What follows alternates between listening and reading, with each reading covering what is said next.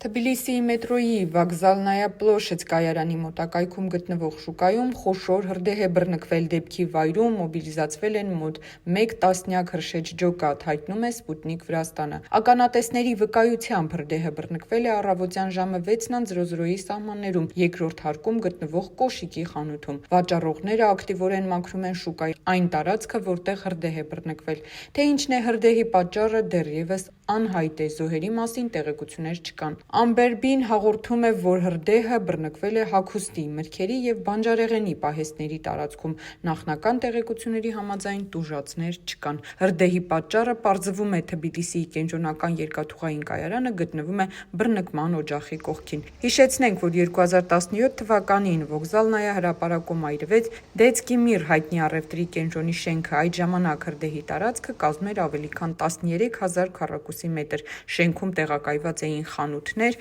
և ոսկու աշխարհ ոսկու բորսան։